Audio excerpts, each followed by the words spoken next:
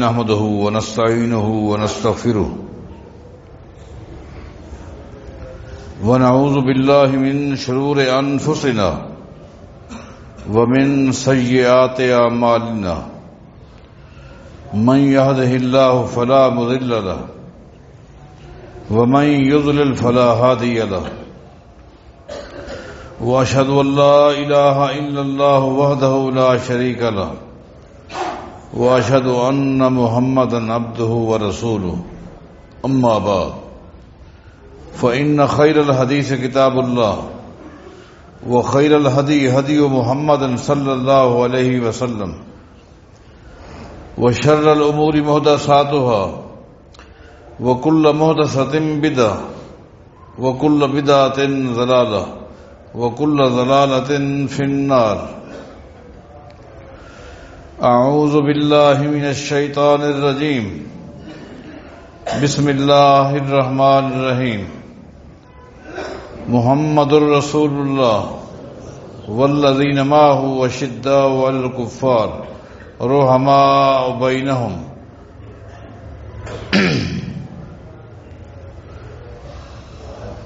مسلمانوں کے دوسرے خلیفہ سیدنا عمر بن خطاب رضی اللہ تعالیٰ عنہ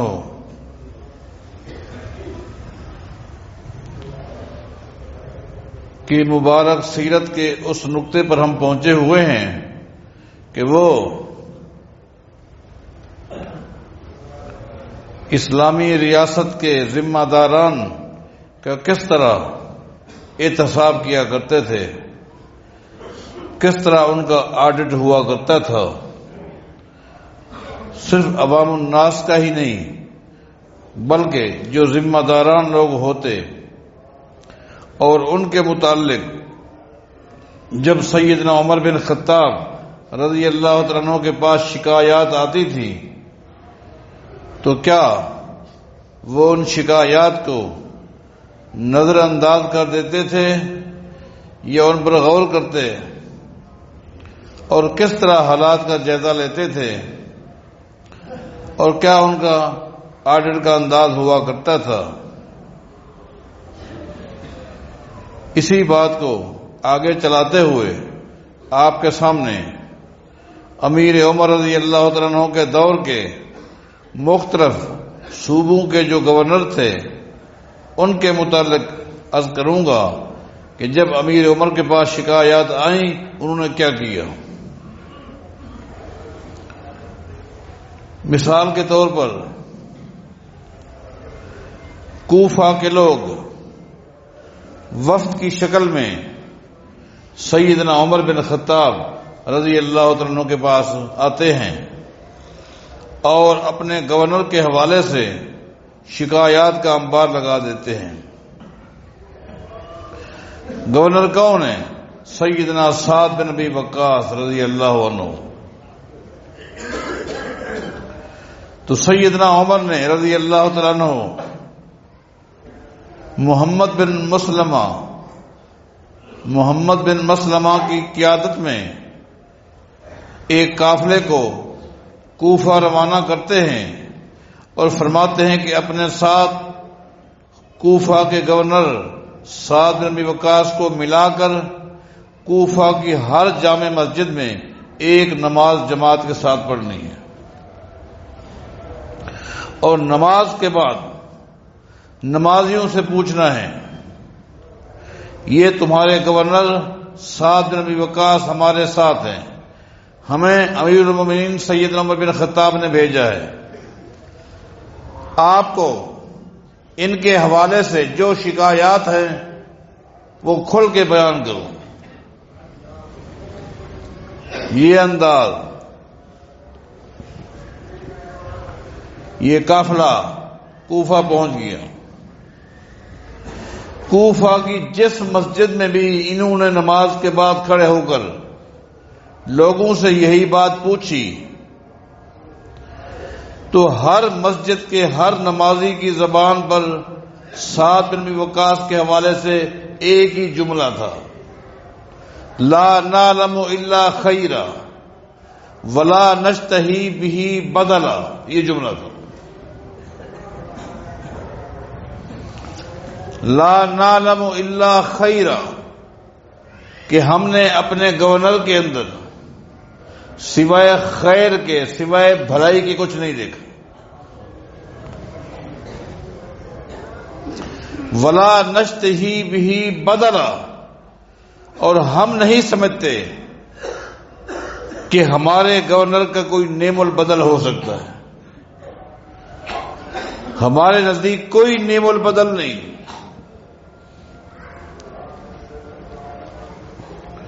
ہاں، کوفہ کی ایک مسجد میں جب یہ قافلہ پہنچا اور نماز کے بعد یہی باتیں کہیں تو ایک نوجوان کھڑا ہو گیا جس کا نام اسامہ بن قتادہ تھا۔ اس نے کہا جی ہاں، ہمیں اپنے گورنر کے بارے کچھ شکایات ہیں۔ کیا؟ پہلی شکایت تو یہ ہے لا یقسم بالسویۃ، دوسری شکایت یہ ہے ولا یعدل فی الرعیۃ، تیسری شکایت یہ ہے ولا یغزو فی السریۃ۔ پہلی بات یہ ہے جب بھی ان کے پاس کوئی چیز آتی ہے جسے تقسیم کرنا ہوتا ہے تو یہ انصاف نہیں کرتے، انصاف نہیں کرتے، اپنوں کو نوازتے ہیں اور جو خوشامدی نہیں ہوتے ان کو نظر انداز کر دیتے ہیں۔ دوسری بات یہ جب بھی ان کے پاس مقدمہ آتا ہے، جب بھی کوئی کیس آتا ہے تو یہ بندہ یہ دیکھتا ہے کہ میرے قریبی کون ہے، ان کے حق میں فیصلہ دیتا ہے۔ چوٹی کا ظالم نا انصاف انسان ہے۔ تیسری شکایت یہ ہم نے یہی دیکھا ہے کہ یہ بندہ جہاد کا منکر ہے، اس کو جہاد جیسے عظیم عمل کے ساتھ کوئی واسطہ نہیں۔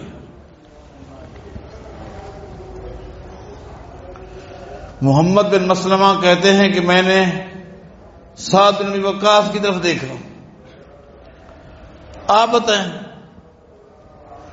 انہوں نے کہا کہ چونکہ اس شخص نے میرے حوالے سے یہ بات کہہ دی، اب میں اپنا معاملہ اللہ کے آگے رکھتا ہوں۔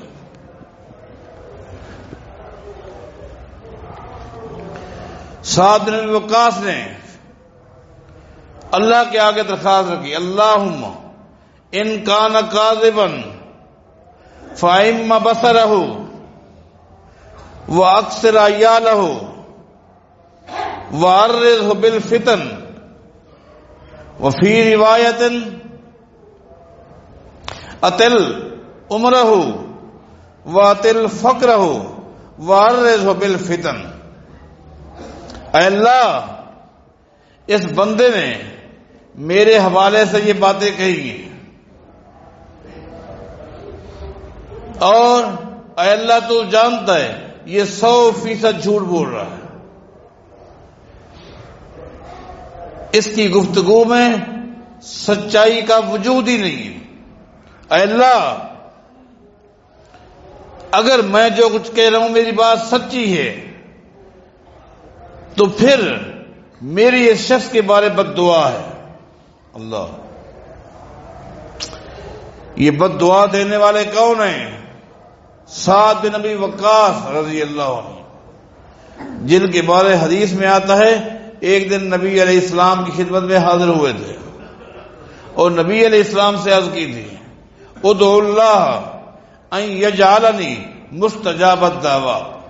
اے اللہ کے نبی صلی اللہ علیہ وسلم، ایک درخواست لے کر آیا ہوں، وہ درخواست یہ ہے ہر نبی مستجاب الدعوات ہوتا ہے، اور انبیاء کی امتوں میں بھی بعض خوش نصیب ایسے ہیں جن کو اللہ نے مستجاب الدعوات بنایا۔ مستجاب الدعوات اس شخص کو کہتے ہیں کہ جو مانگتا جائے رب دیتا جائے، الا ماشاء اللہ، ورنہ جس کی دعا کو اللہ رد نہ کرے اس کو مستجاب الدعوات کہتے ہیں۔ نبی علیہ السلام سے انہوں نے عرض کی تھی ادعو اللہ ان یجعلنی مستجاب الدعوات، میں درخواست لے کر آیا ہوں کہ میرے لیے اللہ سے دعا کریں اللہ مجھے بھی مستجاب الدعوات بنا دے۔ نبی علیہ السلام نے فرمایا تھا ساتھ مستجاب الدعوات کے لیے دعا نہیں کی جاتی، مستجاب الدعوات بننے کے لیے محمد کو کوئی دعا نہیں آتی صلی اللہ علیہ وسلم۔ ہاں محمد کے پاس ایک فارمولہ ہے، میری امت میں جو شخص اس فارمولے کو اپنائے گا اللہ اس کو مستجاب الدعوات بنا دے۔ اللہ، وہ فارمولہ کیا ہے؟ نبی علیہ السلام نے اطب مطعمک تکن مستجاب الدعوات۔ آج اٹھنے سے پہلے میرے ساتھ وعدہ کر کہ جب تک زندہ رہے گا کبھی حرام کے قریب نہیں جائے گا۔ بس جس چیز کے حلال یا حرام ہونے میں شک آ جائے اس کو بھی چھوڑ دینا، یہ تو وعدہ کر لے انشاءاللہ اللہ تجھے مستجاب الدعوات بنا دے گا۔ سعد بن وقاص نے وعدہ کیا تھا، عمل تو ہے، آج مزید تجدید کرتا ہوں جب تک زندہ رہوں گا نہ حرام نہ مشکوک کسی قریب نہیں ہوں گا، نہ کھانے میں نہ پینے میں نہ پہننے میں۔ آج وہ شخص کوفہ کی مسجد میں کھڑے ہو کر اللہ سے کہہ رہا ہے تیرے پیغمبر کے ساتھ وعدہ کیا تھا، اے اللہ اس شخص کے بارے جس نے میری عزت پہ حملہ کیا ہے، میری ذات پر حملہ کیا ہے، میری کردار کشی کی ہے، میری بد دعا ہے، اس کو تو اندھا کر دے یا ایسا کر دے اندھوں کے برابر ہو جائے۔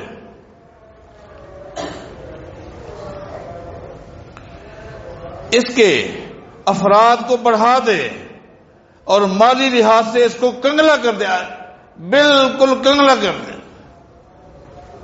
اس کی معیشت کو تنگ کر دے، اور اس وقت تک اس کی موت نہ آئے جب تک کہ کنجیوں کی اس کے ساتھ ملاقات نہ ہو، بدکارہ قسم کی عورتوں سے اس کی ملاقات ہو اور یہ موت کا وقت ہو۔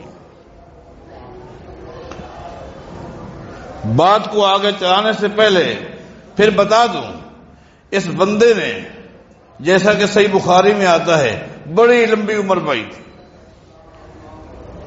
اتنی عمر لمبی ہو گئی اور صورتحال یہ اس کی آنکھ کے اوپر کے جو پلوے ہیں نا جی وہ اتنے بڑے ہو گئے تھے کہ آنکھ غائب ہو گئی تھی۔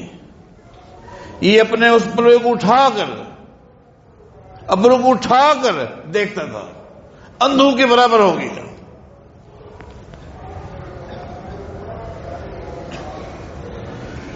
10 بیٹیاں اس کے گھر پیدا ہوئیں، ساری مفلوج تھی، معاشی اعتبار سے اتنا کنگلا ہو گیا کہ صبح سے لے کر شام تک کوفہ کے چوک پر بیٹھا رہتا تھا، مانگتا رہتا۔ اس غربت کے باوجود اس کے موت کے وقت جب لوگوں نے دیکھا کہتے کہ موت سے پہلے بھی یہ اتنا خبیث تھا، اتنا شیطان تھا، جب پڑا رہتا اور دیکھتا آواز آتی عورتیں آ رہی ہیں تو یہاں آنکھ کو یوں کرتا اور ان کو چھیڑتا رہتا تھا۔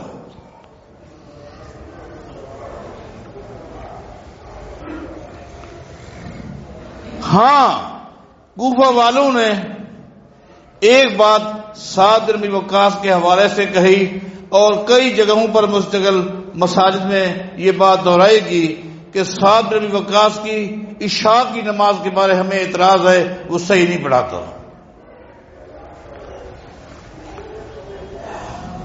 محمد بن مسلمہ اپنے قافلے کے ساتھ سعد بن ابی وقاص کو واپس مدینے لے کر آئے، کہا اپنا کسی کو نائب بنا دو اور آپ چلو اور امیر عمر کو خود بتاؤ۔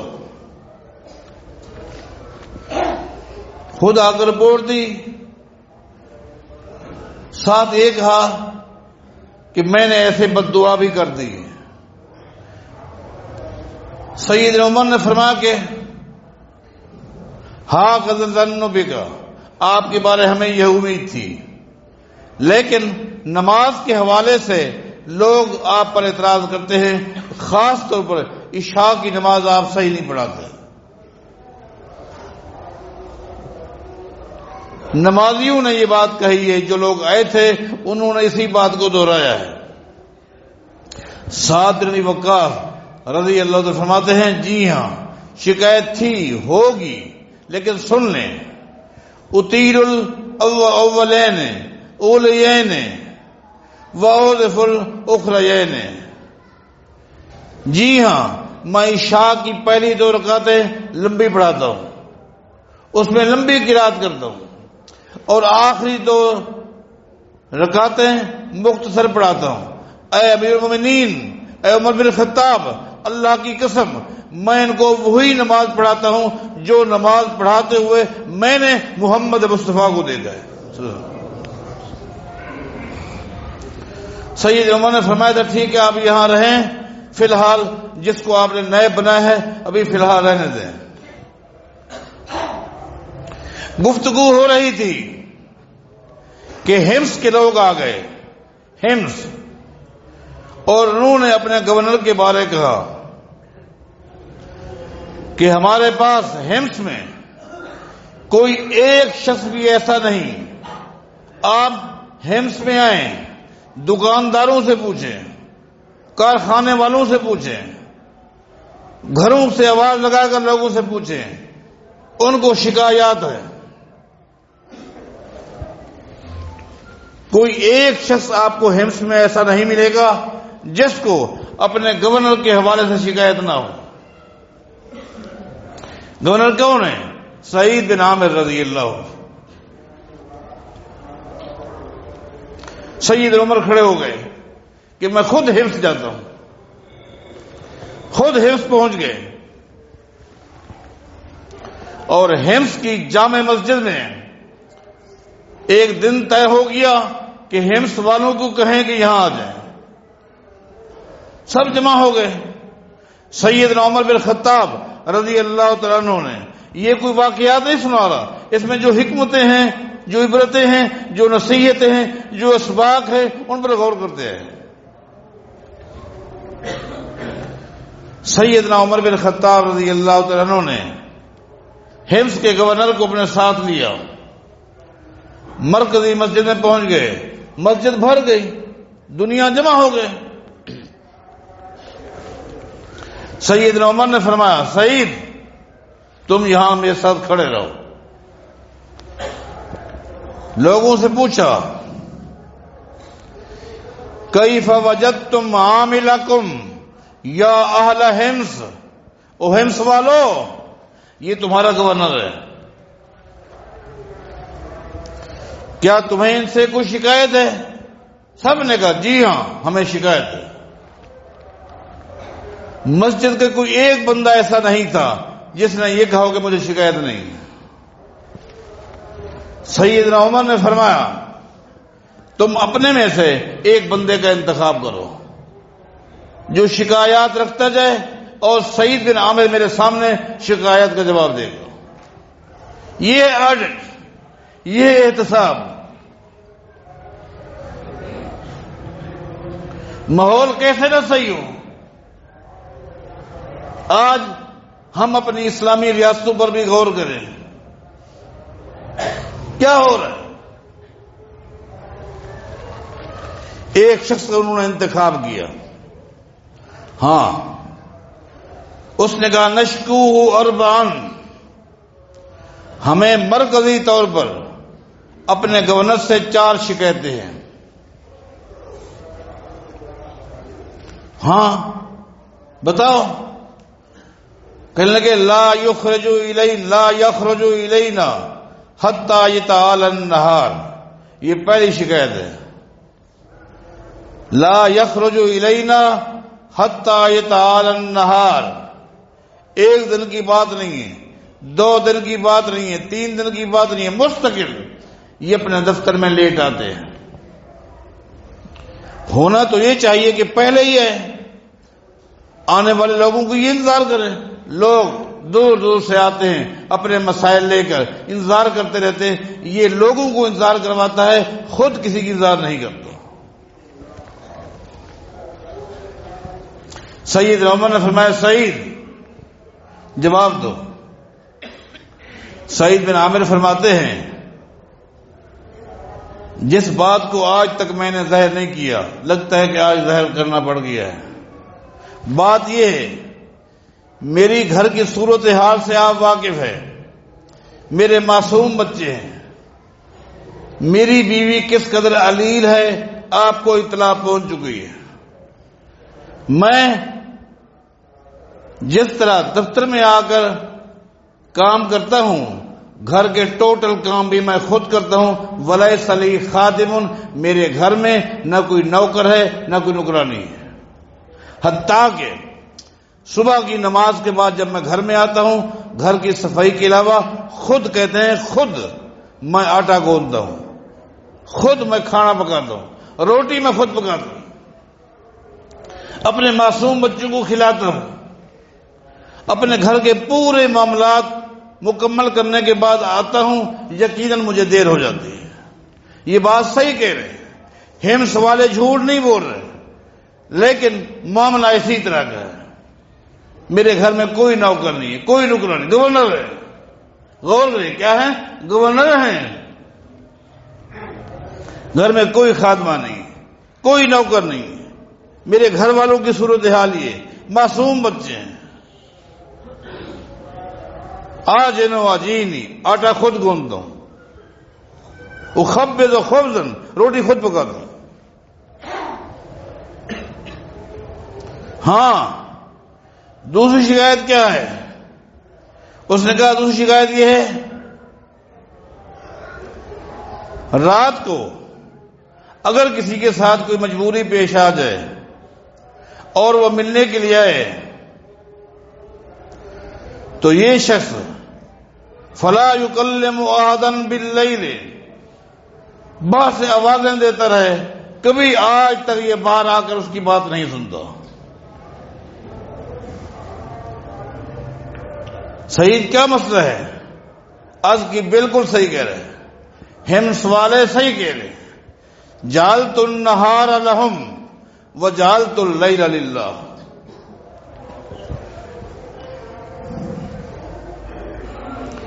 میرے دن ان کے لیے، میری راتیں اللہ کے لیے ہوتی، میرے دن ان کے لیے ہیں، میری راتیں اللہ کے لیے ہوتی ہیں۔ رات کو سوتا ہوں، جب آنکھ کھلتی ہے اس کے بعد صبح تک اللہ سے باتیں کرتا رہتا ہوں، اللہ کی قسم کھا کہتا ہوں مجھے پتہ بھی نہیں چلتا جب میں اللہ سے باتیں کر رہا ہوں باہر کون آیا ہے یا نہیں آیا۔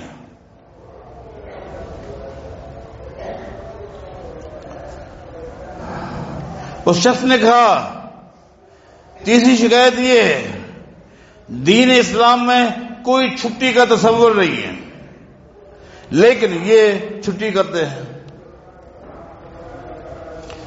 اسلام میں کوئی دن ایسا نہیں جس دن چھٹی کا تصور ہو، اس نے چھٹی کا تصور بنایا ہوا ہے، کوئی پوچھنے والا نہیں، اچانک یہ غائب ہو جاتے ہیں۔ سعید ایسا ہوتا ہے؟ جی ہاں ایسا ہوتا ہے۔ لیس لی ثیاب ابدلھا،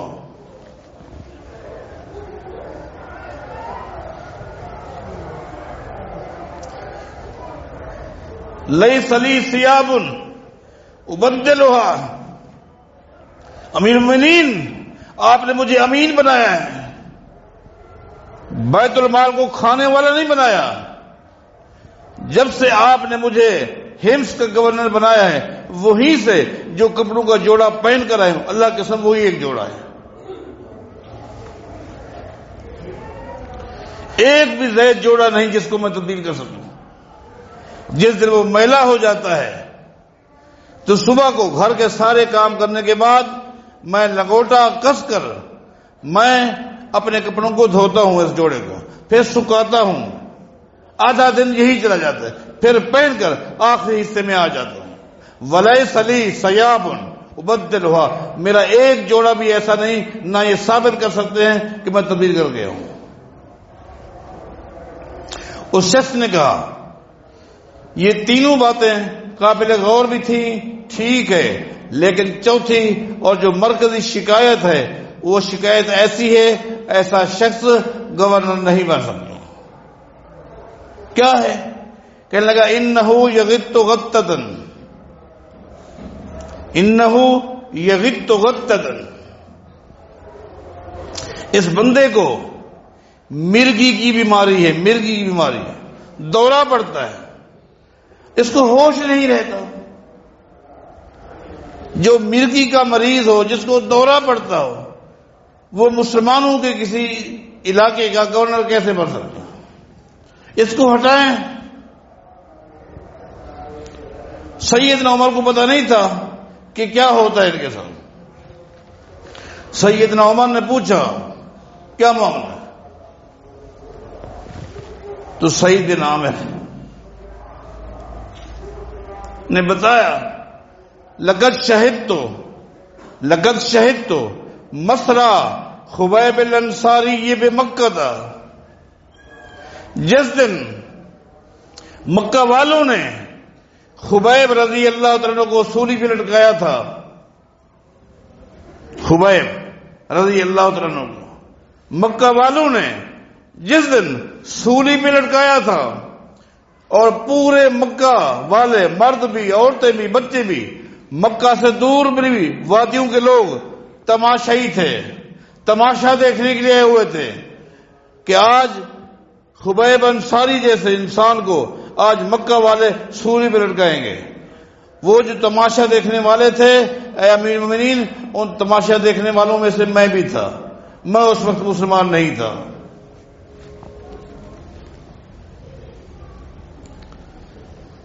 مکہ والوں نے خبیب انصاری رضی اللہ تعالیٰ عنہ کو سب سے پہلے آگ کے انگاروں پر لٹایا کہ یہ توبہ کر کے مرتد ہو جائے گا، محمد کو چھوڑ دے گا۔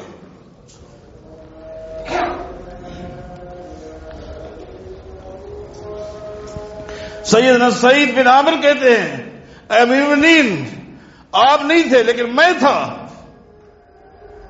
میں قریب سے دیکھ رہا تھا سیدنا خبیب کے جسم سے خون نکل رہا تھا اور زبان سے توحید کی کلمے نکل رہے تھے۔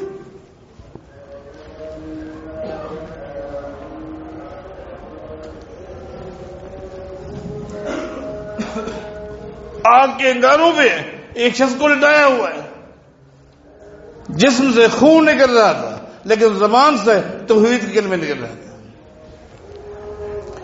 مکے سے دور دو لوگ آئے ہوئے تھے، انہوں نے مکہ والوں کو کچھ برا بھلا کہا۔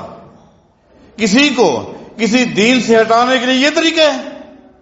ایک دم مکہ والوں نے اٹھا دیا، اٹھا پر سولی پہ لٹکا دیا، خبیب کو سولی پہ لٹکا دیا۔ اللہ، جب سولی پہ لٹکا دیا، دنیا تماشا دیکھ رہی ہے، مکہ والوں نے تیر نکال لیے، سولی پہ ایک شخص لٹکا ہوا ہے، اس کو ختم کرنے کے لیے تیر نکالے۔ تیر چلانے سے پہلے مکہ والوں نے خبیب کو آواز دے کر ایک بات کی، کہا خبیب اب بھی تیرے چھوٹنے کے چانس ہیں، ہم تجھے چھوڑ سکتے ہیں، سولی تیری ختم کر دیتے ہیں، ایک جملہ تو اپنی زبان پر لے آ، اور تیرے اس جملے سے ہوگا کچھ نہیں، بس ہم یہ جملہ سننا چاہتے ہیں۔ سیدنا خبیب نے کہا کیا جملہ، کیا کہوں؟ انہوں نے کہا تحب ان محمدا مکانک، خالی تو اتنا کہہ دے، خالی اتنا کہہ دے، کاش میری جگہ پر محمد ہوتا، جہاں جس حالت میں میں سولی پہ لٹکا ہوا ہوں، کاش یہاں میں نہ ہوتا، محمد ہوتا، یہ کہہ دے۔ سیدنا خبیب نے کہا ظالمو،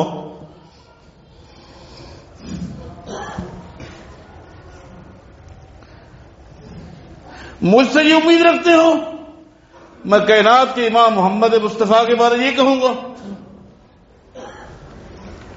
واللہ ما احب واللہ، یہ الفاظ خبیب کے رضی اللہ عنہ، واللہ ما احب انی فی اہلی و ولدی و محمد صلی اللہ علیہ وسلم یشاق و شوکت، میں تو اتنا بھی برداشت نہیں کرتا کہ مجھے چھوڑ دیے جائے اور میرے بدلے میرے محمد مصطفیٰ صلی اللہ علیہ وسلم کے پاؤں میں خالی کانٹا چبھا دیا جائے۔ سیدنا سعید کہتے ہیں اے امیر المومنین، جس وقت میں اکیلا ہوتا ہوں، دوستوں کے ساتھ ہوتا ہوں، مصروف ہوں، کام میں لگا ہوتا ہوں، جب اکیلا ہوتا ہوں اور وہ نقشہ میرے سامنے آتا ہے تو دل میں ایک آواز آتی ہے، پتہ نہیں اس دن میں بھی تو تماشا دیکھ رہا تھا، کیا مقصد، اللہ مجھے معاف کرے گا۔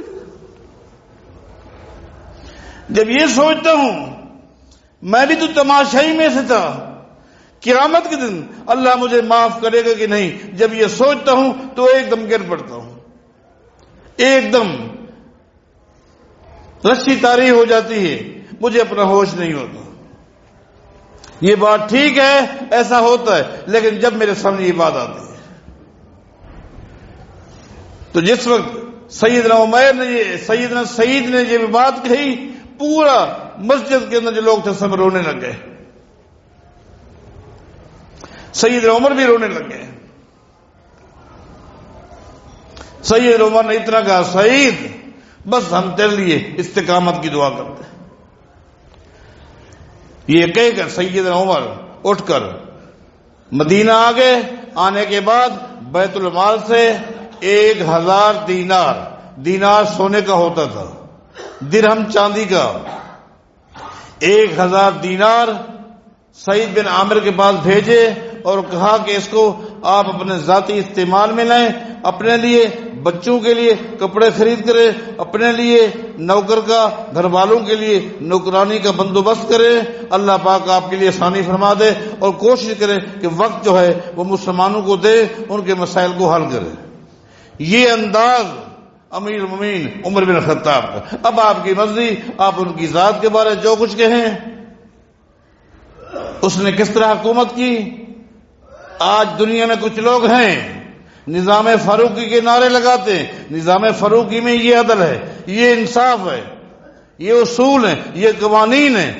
میری تو دعا ہے اللہ تعالیٰ امت کو توفیق دے کہ سلف صالحین کے طرز کو اختیار کریں، اسی کے مطابق زندگی گزاریں۔ اللہ ہمیں توفیق عطا فرمائے۔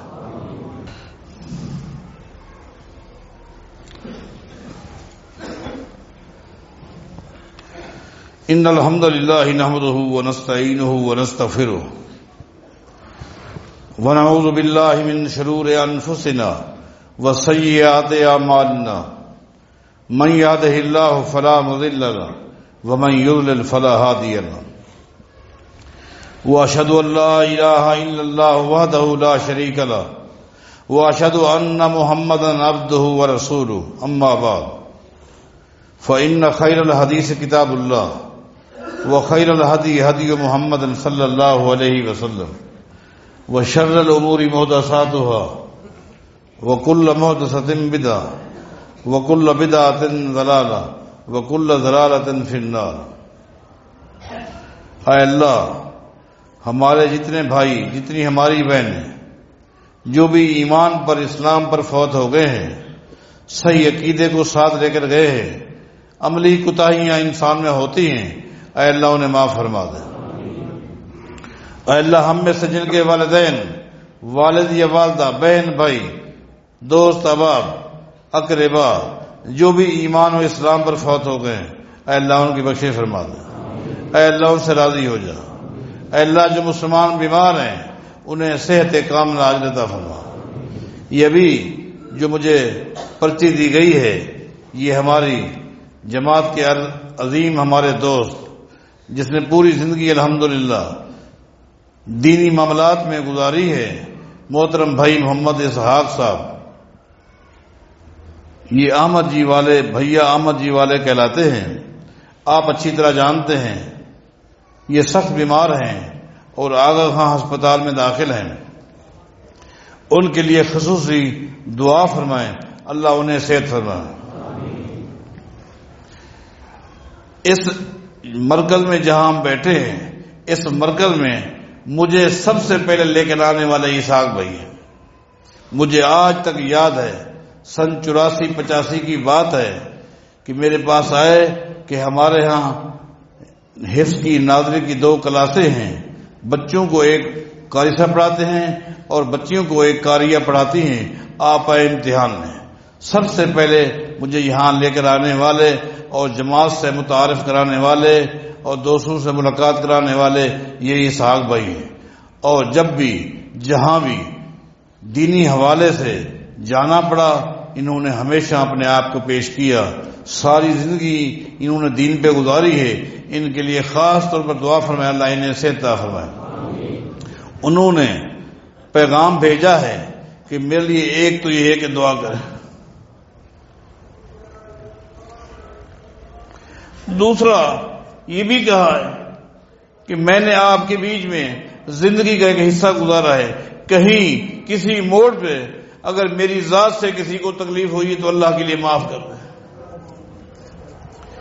وہ معافی کی بھی درخواست کر رہے ہیں، اگر کسی کو میری ذات سے کہیں کوئی دکھ پہنچا ہے، کوئی رنج پہنچا ہے، کوئی تکلیف ہوئی ہے، اللہ کے لیے مجھے معاف کر دیں۔